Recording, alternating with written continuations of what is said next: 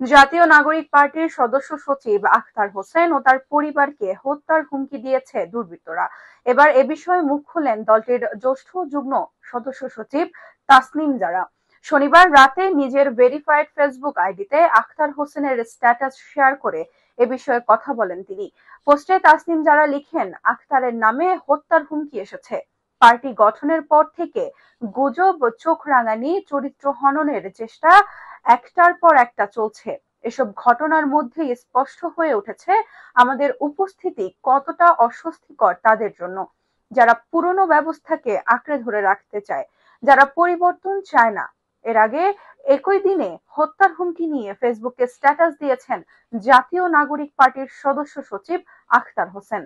পোস্টে তিনি লেখেন, ডাকযোগে আমার গ্রামের বাড়িতে চিঠি পাঠিয়ে আমাকে আমার পরিবার পরিজনকে খুন করার হুমকি দিয়েছে।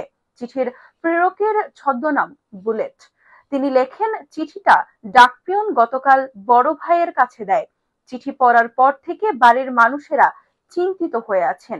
যেখানে পাবে সেখানে খুন করবে, ঝামেলায় ফেলবে এমন হুমকি। আখতার লেখেন, বোনাস লাইফ লিড করছি। মৃত্যু কয়েকবার কাছে এসে ফিরে গেছে। মরতে হতে পারে জেনেও প্রতিবাদে পিছপা হয়নি, কখনোই হব না, ইনশাআল্লাহ। আল্লাহ ভরসা।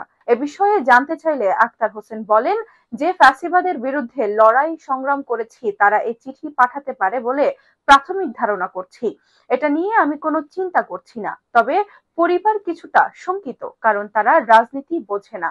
এ বিষয়ে ওসির সঙ্গে কথা হয়েছে, পুলিশ যেন তদন্ত সাপেক্ষে ব্যবস্থা নেয়। কাউনিয়া থানার ভারপ্রাপ্ত কর্মকর্তা আব্দুল লতিফ শাহ বলেন, হত্যার হুমকির চিঠি পাওয়ার বিষয়টি জানার পর তার পরিবারের নিরাপত্তার জন্য পুলিশ তৎপরতা বাড়ানো হয়েছে।